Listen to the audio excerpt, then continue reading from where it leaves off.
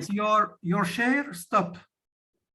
I think that you have to restart your share screen.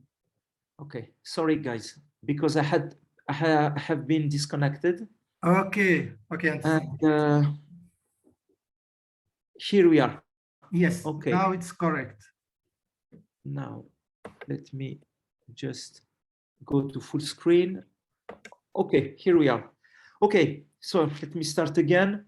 Nabil, thank you very much. Thank you for the invitation. And okay, so I'm gonna go right away since we are a bit late. I'm gonna go right away to the talk. So I'm gonna speak today about a very, very classical subject in control of PDEs that has been undertaken since or more than 30, 40 years, since the very beginning of this field, control PDEs in the late 70s. And it's about one-dimensional equations, so wave equation, with a boundary control. Okay, so you see from the title that we will be focusing on another extremely classical question, the asymptotic behavior. But here there is a twist, and I will explain why, of set-valued boundary damping. Okay, let me tell you that this is the joint work with Swan Marks and from CNRS and Guerre Mazzanti from INRIA, and has appeared in SIM COCV last year in a volume dedicated to Enrique Zuazua, who has worked on that field. And okay, I am with Paris Saclay. Okay, let's go now. Here is a brief.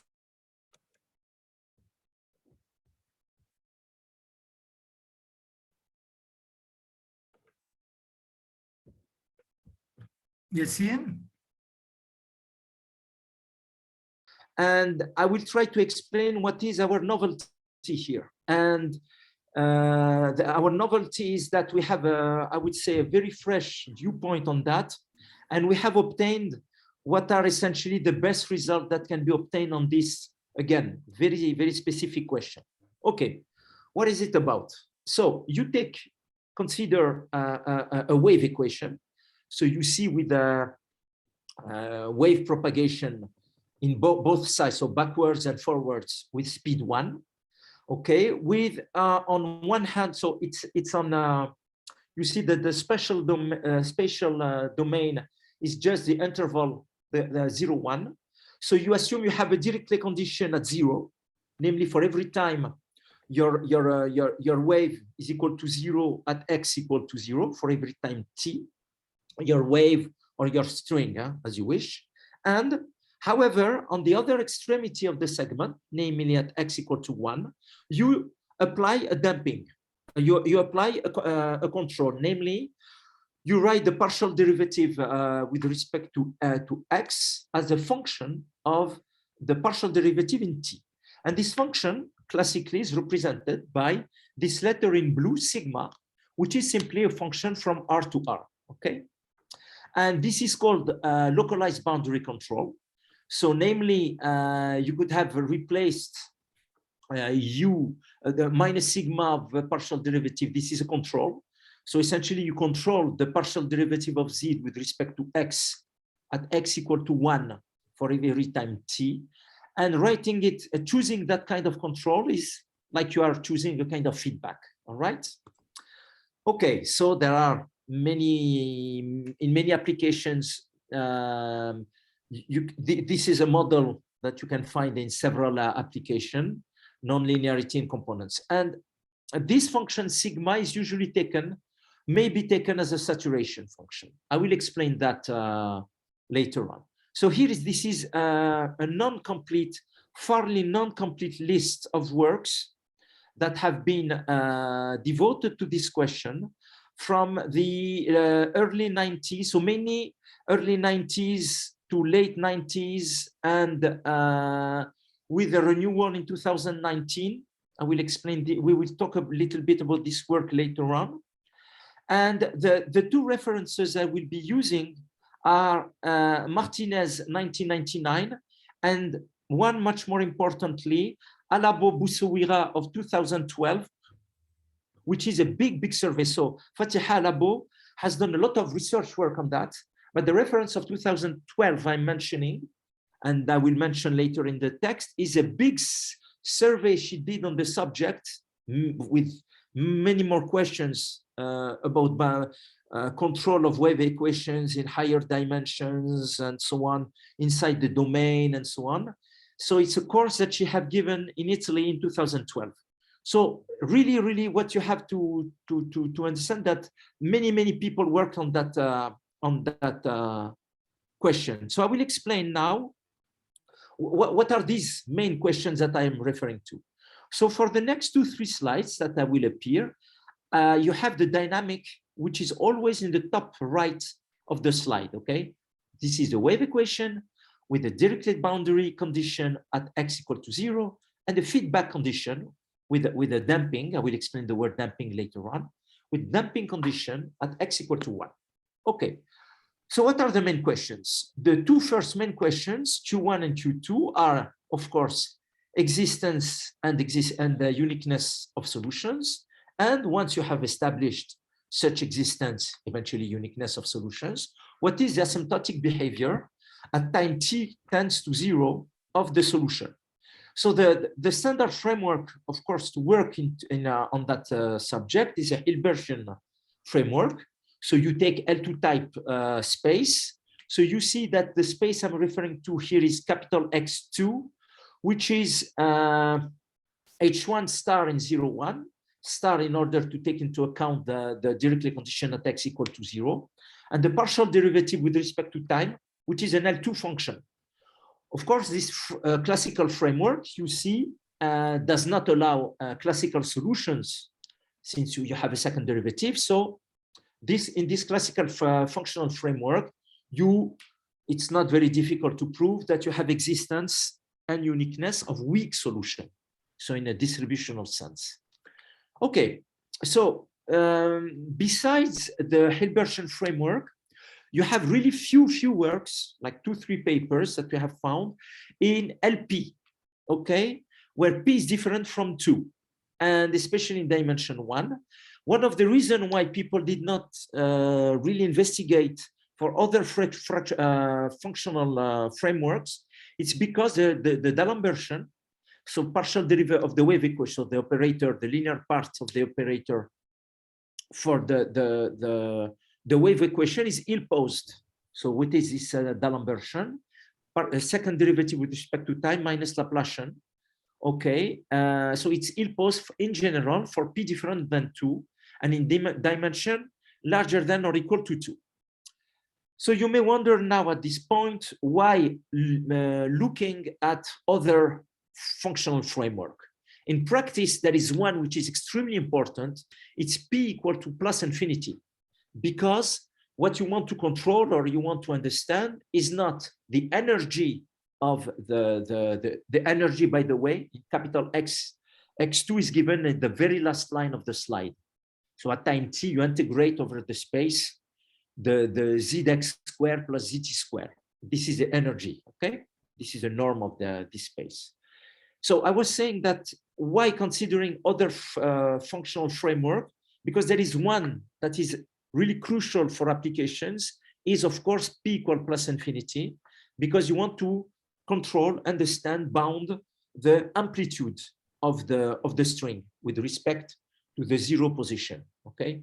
And I mean, we are in mathematics, so of course we want to investigate for any P between 1 and plus infinity. Okay, another remark about this function sigma now. Remember that this sigma is just a function from R to R. You can take it linear, for instance, or a non-linear. Okay, so it is assumed to be continuous, non-decreasing, usually, with sigma of 0 equal to 0, okay? The non-decrease of this sigma implies uniqueness of solution, even though this uniqueness has been shown to hold under that weaker hypothesis, like the rate of variation of sigma is always different from -1. We will see why this -1 appear. Anyway, the decrease of solution of the energy, as I said, on the other hand, so once a solution exists in the classical framework, then it is non-increasing. It is due to this condition that sigma of S times S is larger than or equal to 0. So any continuous function, verifying this condition at the last line of the slide, sigma of S always positive, non-negative, gives you, since you have a non-increase of the energy, this is what you call that damping. Sigma is called a damping function. Okay. So to understand what is at stake, just consider the linear case. Sigma of A is equal AS. Remember that now A must be positive because sigma is positive, S is positive. Very classically, you have what is called in physics the reflection coefficient, okay, which is a number 1 minus A divided 1 plus A. You see that if A is equal to -1, this number is not defined. And this is why you have problem to define solutions in the previous slide when you had the rate of variation, the different than -1. Okay. So because A is positive, gamma in absolute value is less or equal to 1, and you have this very classical relation. So after the wave equation is that you move along the segment 0, 1 with speed 1 from one direction, and you come back with the other direction. Okay, so that's why you have somehow a periodicity. Trajectories go back and forth in time too. And you see that this gamma being less or equal to 1 tells you that the energy is non-increasing. And more precisely, you have all the special cases, A equal to 0, A equal to +10 to plus infinity, A equal to 1. And one interesting thing is that when you change A to inverse of A, you change nothing for the stability, because you have the same gamma is changes minus gamma, which does not change the rate of decrease of the energy. Okay, so that's for the linear case. And now people, many people worked where they were assuming that sigma is not anymore a linear function, it's a non-linear one. So remember, it's non-linear. Essentially, it's an odd function, positive when S is positive. And usually, they were studying the situation where sigma prime of 0 is equal to 0. So you have sigma is essentially flat. And you do have a decrease of trajectories to 0. But as you can see from this slide, with the rate changes when the function sigma changes. Okay, and many works have been devoted for different choices of sigma, and people were trying to get the rates. So one thing important in these rates, besides the logarithm function and so on, is that you do not have just less or equal, norm of z of t, so the energy less or equal, but you have an equivalent sign. So let me explain it. It means that all trajectories decrease with that rate of convergence. So it's always up to a constant that may depend on the initial condition. But the sign equivalent means that you can at least find one trajectory, one single trajectory, so that you can bound from below the norm of z by this function, again, up to a constant. And this list of result was given in Alabo in 2012, and mainly proved in 2000 by von Kostenobel Martinez, and also by Alabo and many other people. And in all these cases, of course, people proved that if they change sigma with the inverse function of sigma, they get the same rate of convergence. Okay. And one last remark before I go on is that in the last choice of sigma, in red line, in red, you have just the sign less or equal, because it was, until our work, an open problem to find the solution that was decreasing, to get the exact rate of decrease for this very specific sigma. Okay. And how, for instance, how people were doing, they were proving statements, as I show you, by proving with techniques, with a very refined Lyapunov function, people were trying to prove this kind of decrease, okay?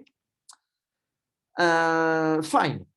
Now that I have done this quite long introduction, let me now turn to our approach, okay? And what the way we have attacked this question. So first of all, we replace the boundary control with, so we replace the function sigma now by a set-valued map.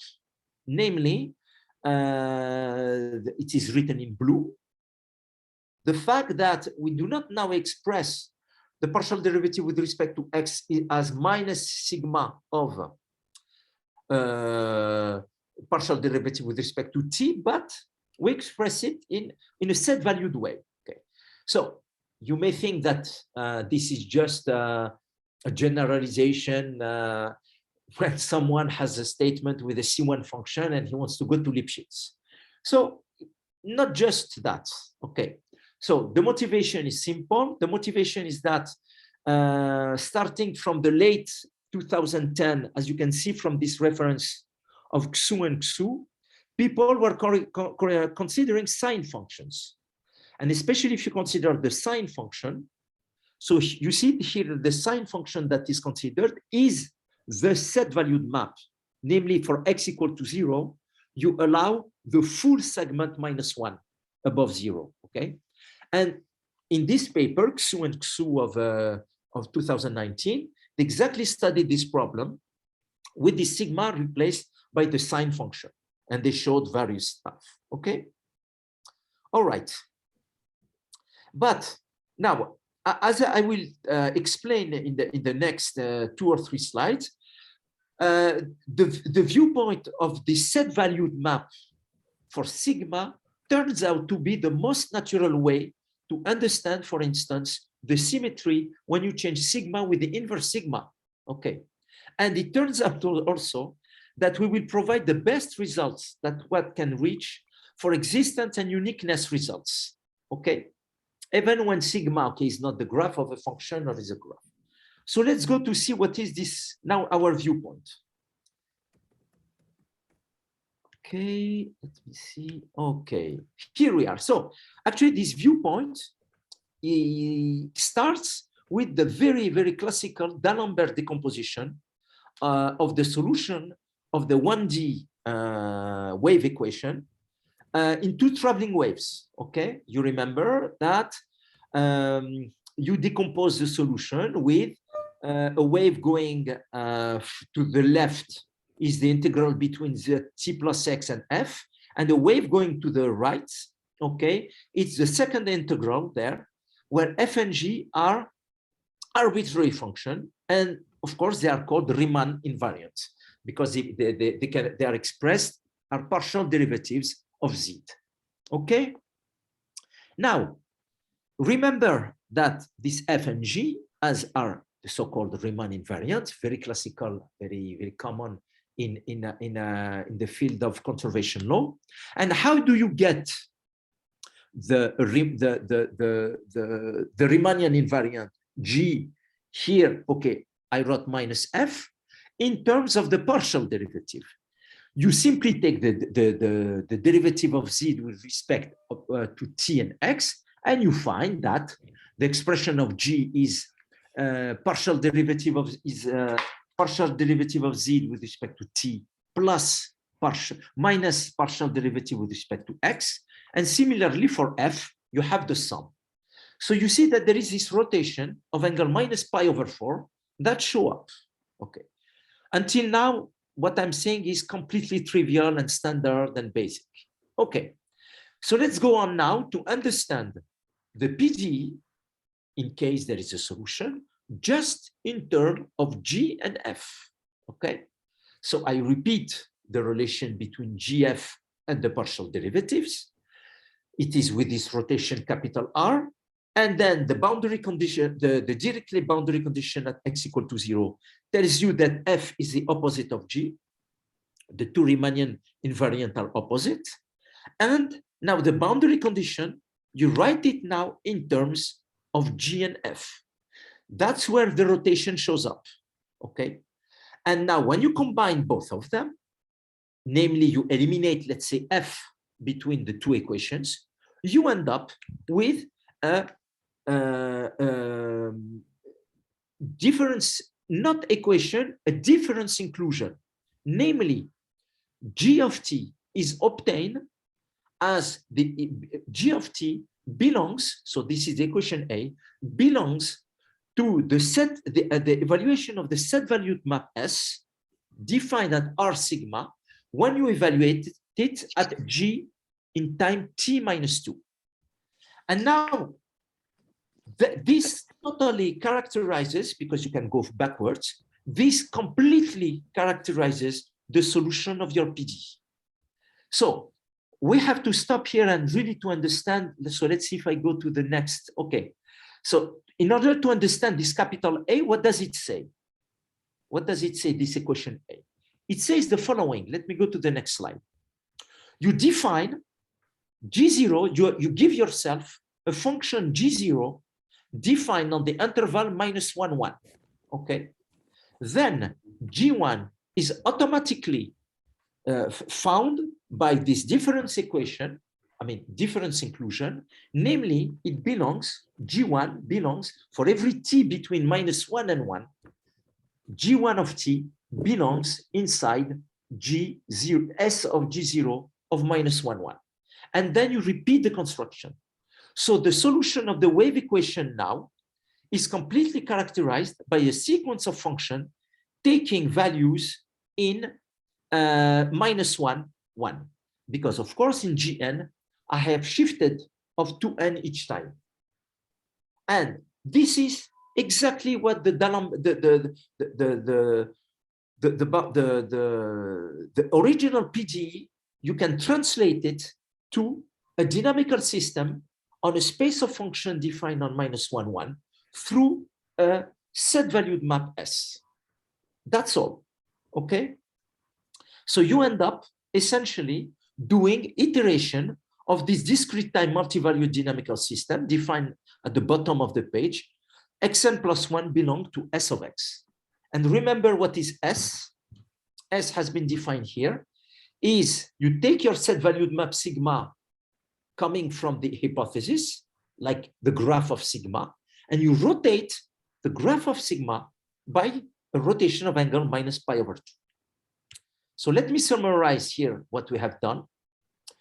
We started with a problem, a PDE problem. Okay, now you see that there is a little twist.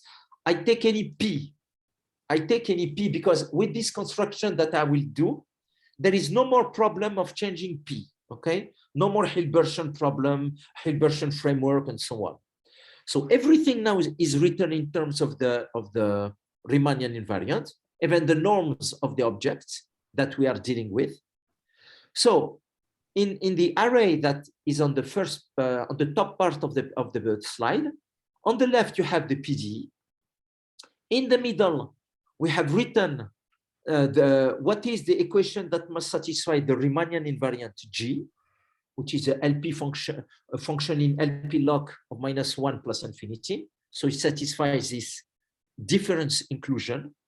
And now the third stage, you define a dynamical system, discrete time dynamical system on the space of LP of minus 1, 1. And you have functions that are, it's an iteration of this dynamical system. So the original wave problem, equation with boundary control, has been equivalently transformed into the study of this discrete dynamical system on the space capital YP. Okay, set of sequences. All right, and of course, when you want to move from P, different P equal to any P, so you have the formulas that are there and you verify that for P equal to 2, it coincides. So just a word, the appearance of the 1 over square root of 2 there is to make the energy decrease along the iteration. Okay, so now we have to understand existence, asymptotic behavior of the original problem, now in terms of existence and asymptotic behavior of this sequence of functions defined on LP of -1, 1. Okay, so to summarize, studying the original 1D wave equation with set-valued boundary control in the space XP is absolutely equivalent to study the discrete dynamical system defined on capital YP, where capital S is a set-valued map obtained as the rotation of the angle -π/4 of the original set-valued map sigma. Okay, so now to illustrate a little bit what examples of this set-valued map S. So assume, for instance, that sigma is a graph of a function little sigma. So big sigma is a function. So now what you do, you rotate it of -π/4. This is a true, you end up with a true set-valued map. You can see very well that for certain values, you are multi-valued, okay? If you start with capital sigma, which is not the graph of a function, so it's a full set-valued map in blue, when you rotate it, it is still, it is not, R sigma, which is equal to S, is not again a set-valued map. Now, very interestingly, if you take the sine function studied by Xu and Xu, if you rotate by an angle of -π/4 the graph on the left, you end up with a capital S, which is now the graph of a function. Okay, fine, it's just a remark. Okay, now what people studied with this, the so-called sector conditions, with this, all this table that I showed you with this little sigma, which were equal to some log and polynomials and so on. So basically you have curves, like I draw you, capital sigma. You see that capital sigma on the left is a curve is the graph of a function little sigma, which is increasing, which is odd, positive when S is positive, and whose derivative at 0 is equal to 0.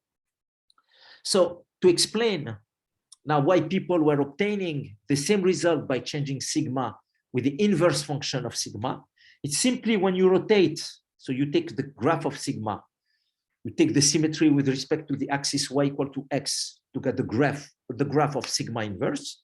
When you rotate by an angle of -π/4 everything, you change, you see that capital R of sigma inverse is the opposite, as a set-valued map, is the opposite of R of sigma.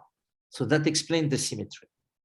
Okay, let's now turn to the notion of existence. So we arrive now to our first non-trivial, I would say, result. So let me remember. So by the way, maybe I'm going very fast, so you can stop me anytime to ask questions to explain, because the key point, we have passed the key point of the talk, which was translating the original 1D wave equation with boundary control towards a question of discrete time dynamical system on a space of function on the function on -1, 1. So which is the left box to the right box. No question so far, Nabil? Okay, yes. Okay, so let me continue. So now let's translate all the questions that people have studied, existence and uniqueness, asymptotic behavior. We study that now just in terms of the discrete time dynamical system on G. Fine. Now, so let me remember that the letter capital S stands for the set-valued map, which is equal to R, rotation of angle -π/4, times capital sigma, the original set-valued map. So now we have another set-valued map. Okay, so assume that R sigma contains a graph of a universally measurable, which is explained next, function with a linear growth. Then, for every initial condition in XP, we get a solution. So there is this notion, which is quite interesting, of universally measurable. So the set of universally measurable functions is a set of functions, so defined on a normal space. So it's strictly between the set of Lebesgue measurable function and Borel measurable function. So just to tell you, between Borel measurable and Lebesgue measurable, so I remind you that Borel measurable is more restrictive than Lebesgue measurable, okay? So let's take function from R to R to make it simple, okay? Lebesgue measurable is that, you remember, a function is Lebesgue measurable if the inverse image of every Borel is Lebesgue measurable, yeah? If a Borel measurable is a function so that the inverse image of every Borel is again Borel. Borel is a bit, it's like an open set, let's say. It turns out that there is a notion of measurability strictly distant from Borel and Lebesgue. And okay, you can approach this set of functions was defined. There is a measure theoretic way to define the concept of universally measurable function. But for us, it turns out, and we prove it thanks to the help of a Polish mathematician, in the following way. Look at the characterization of being universally measurable. You can define even universally measurable in terms of left multiplication by the left composition with Lebesgue measurable functions. So look, I mean, it's a question that maybe sometimes we encounter in a course of a measure theory. You take a measurable function G, you compose it on the left with a function phi, and you want that the composition phi composed with G is Lebesgue measurable, okay? If phi, for example, is continuous, you can prove that indeed the composition is measurable. But you can find examples, it's usually as exercise in standard textbooks, that you can find example of phi Lebesgue, G Lebesgue, and the composition is not Lebesgue measurable. So something lies in between Lebesgue and continuous. And this is exactly where you get universally measurable. Anyway, so here we are. The theorem says that. And conversely, okay, let me go now to the maybe much more, quite striking, interesting result is that we are given here a theorem that says, assume that for every initial condition, you have a unique solution to your wave equation on the left box. This holds if and only if the graph, the R sigma, is the graph of a universally measurable function with linear growth. Okay. And you see this condition on P, so it's for P finite, by the way. I should have said in the theorem, it's a P finite. We have a similar condition for P infinite. But anyway, we have an if and only if condition for the existence and uniqueness of solutions just in terms of R sigma, okay? Which is rather rare. Okay. Anyway, so let's go back to see with our examples, when do we have existence and uniqueness? On the right, you see that you do not have the graph of a function. It is a set-valued map with multiple values for example, on the right. So you do have existence, but not uniqueness. Similarly here, you have set-valued maps. They are not graph of functions, but you can find inside the graph of a function with linear growth.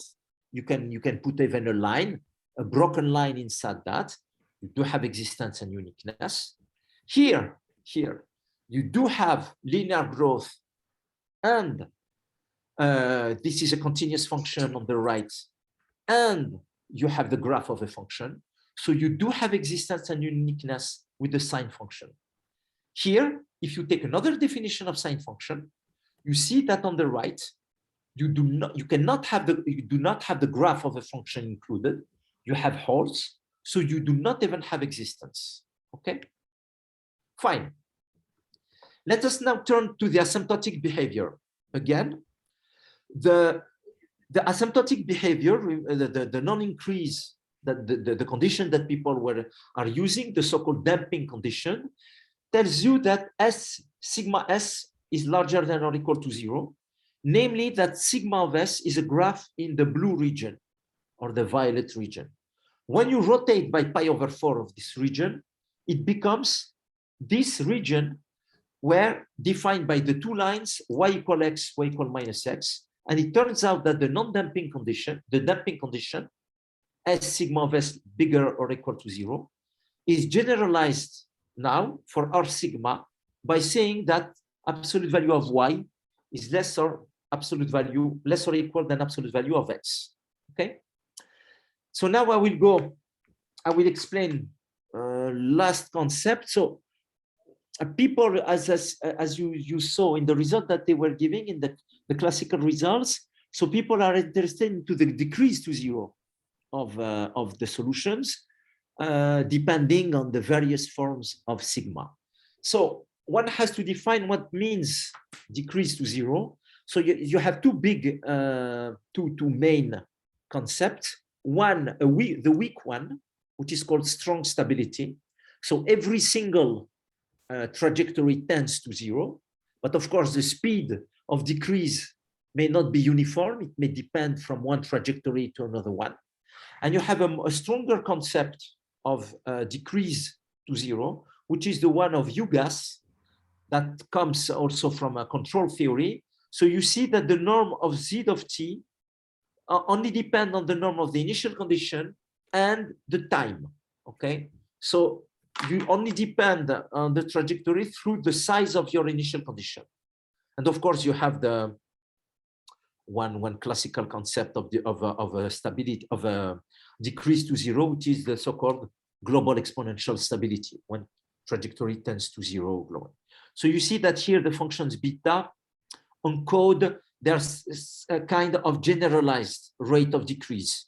They encode the dependence with respect to the initial condition through its norm, and the decrease to 0 because beta tends to 0. Anyway, now, so the first results that we have of decrease to 0 are in terms of what we call real iterated sequences. So real iterated sequences, as you can see from the definition, is only real objects, so real sequences that are obtained through your multi-valued, your set-valued map, capital S. It's just iteration. And since you have a set-valued map, you do not have equality, but just you belong to the set S of Xn. Okay. Again, for this, simply because, as you can see on the box of the top right, if you fix a t in the interval -1, 1, you see that the gn plus 1 of t, it only depends on gn of t through this set-valued map S. Just so for a fixed value t in -1, 1, you have a real iterated sequence through this dynamical system. The second interest into considering that is that gives you a piecewise constant function. Piecewise, of course, constant on the interval -1 for -1, 1. Okay, and you reiterate that, and because you remember that how you go back to the PDE with such a G, simply you concatenate all the Gn one after the other. That gives you a function on -1 plus infinity. That gives you one Riemann invariant, and then you can reconstruct the solution through the D'Alembert decomposition. Okay, so we have two concepts of decrease to 0. So one is called simple convergence to 0. So you simply ask that every single real iterated sequence Xn tends to 0. Fine. You have another one, uniform. It's uniform with respect to compact sets. Namely, the way you tends to 0 only depend on your initial condition. Okay. So for if the initial condition is in a ball, the rate of decrease only depends on the ball. Our first result is that strong stability for the PDE is equivalent, when P is finite, is equivalent to the real the simple convergence of real iterated sequence to 0. When P equals plus infinity, the concept of strong stability is equivalent to U gas. So if each single trajectory tends to 0, then they decrease to 0 uniformly with respect to the norm of their initial condition. And okay, so when P is not finite, the two concepts are not there. Okay, so maybe now I will go a bit faster to show you the main results. Okay, one which is interesting is that one problem with this theorem is that still you can prove that trajectories tend to 0, but you have to study a discrete time dynamical system, okay? And because here this decrease is equivalent to you have to study all the sequences. Instead, in this theorem here, you have a criterion of decrease to 0, so strong stability for P finite and U gas for X infinite, just in terms of S. Namely, you consider the composition of S by itself, which is still a set valued map, okay? And you ask that it is a strict damping. So did I give the definition? So strict damping is quite simple. It tells you, so let me remind you here, look here, the definition of damping. Proposition. The second line was that capital absolute value of y less or equal to absolute value of x. So it means that here, sorry, I go in the other direction. Strict damping means that for every y inside s square of x, absolute value of y is strictly less than absolute value of x, except, of course, at the origin.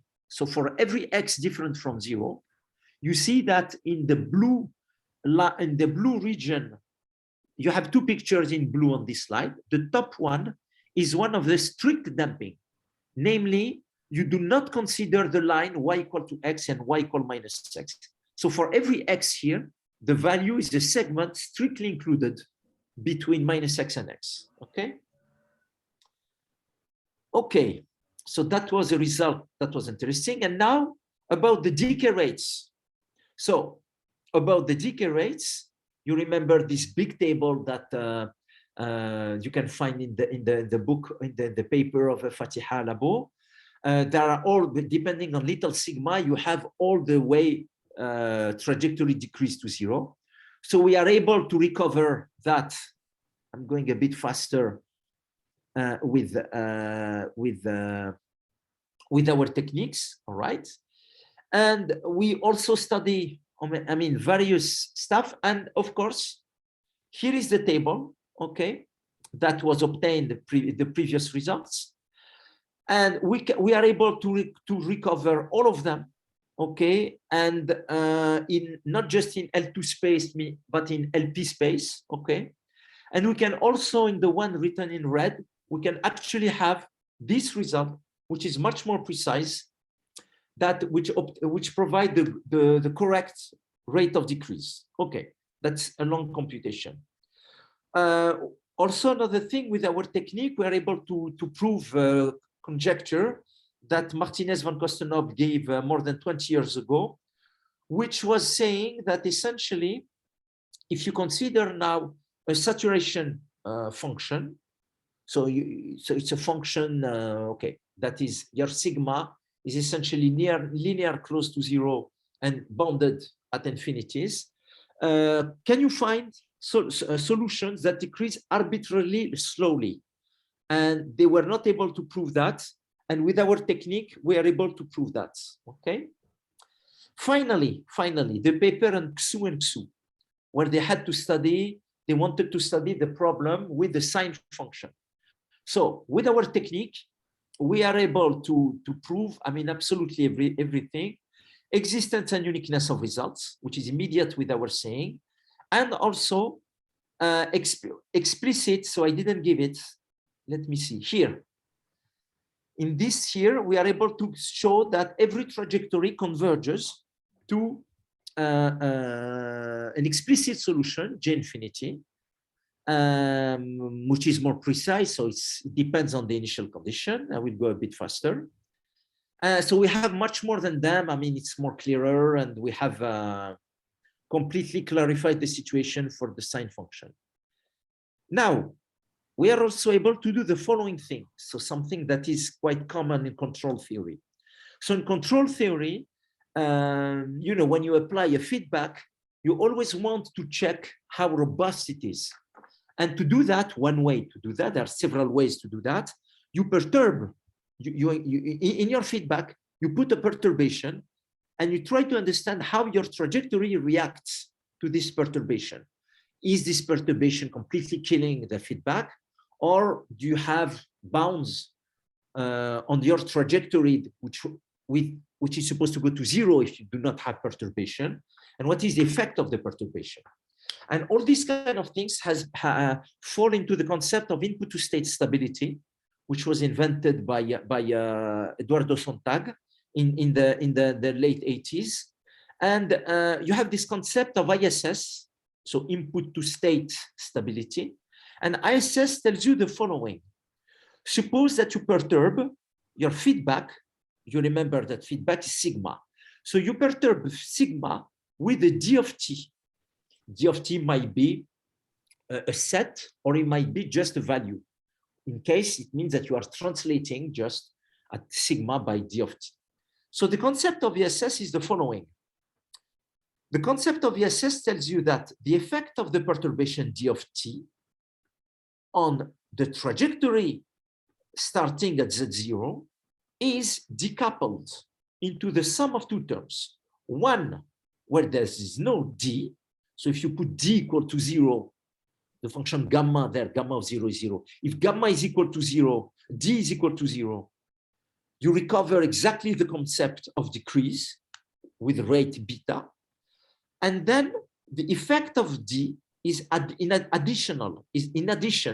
So you just add the norm of d with respect to some functional space where you pick your perturbation.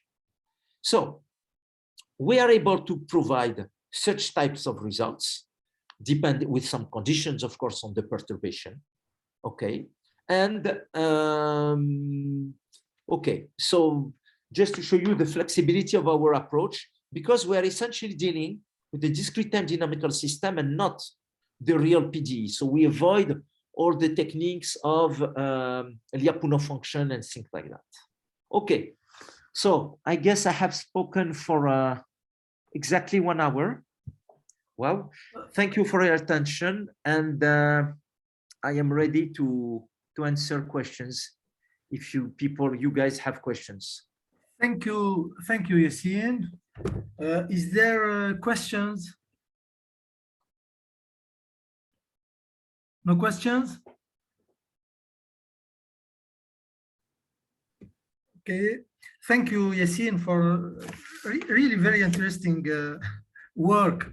Of course, I don't understand everything, but it's very beautiful, this way to transform a problem of control of partial differential equation to a discrete dynamical system. And yeah, so I absolutely have to add one thing which is extremely important. Okay, the basis of the basis of this work is because you have the D'Alembert decomposition. So it's because you are dealing with a one-dimensional wave equation. Okay. All of what I have said falls apart if you go to higher dimension for a wave equation on domain of dimension d greater than or equal to 2. Okay, so it's really due to the one-dimensional aspect of the problem. Okay. Okay. I don't have a and smart... it is very well known that, yeah, sorry. Go ahead. I said I don't have a smart question, but I was wondering about this angle pi over 4. From what? from where it comes? It is very simple. It is very simple because it comes, if you remember exactly, what is a Riemann invariant. So in the Riemann invariant for the let me, it's the very beginning. It's again, it's D'Alembert decomposition. Sorry, guys. I should, okay. Where is it? I think it is. Where is it? Here. Okay. Again, even more here. Okay. So the D'Alembert decomposition tells you that, you know, D'Alembert decomposition of a solution of the wave is simply that your f is simply equal to partial derivative of t with respect to z, partial derivative with respect to t plus partial derivative with respect to x. And the g, you have the sign minus in between. All right. So you see that you have a plus b and a minus b. Okay. Okay. Where a and b are the partial derivative. You normalize because you want to normalize with square root of 2. And you see that you pass one from a plus b over square root of 2, a minus b over square root of 2. Okay. Is exactly the rotation of angle pi over 4 or minus pi over 4, depending on where you put. That's all. There is no more than that. Okay. No more than that. Okay, thank you. No more questions? Perhaps one smart question now. No? Okay, thank you again, Yacine. Thank you for thank you very much to all of you. And thank you for this very beautiful talk. Okay. So see you guys. We stay, Nabil? Yes, yes. Okay. We will wait perhaps some minutes to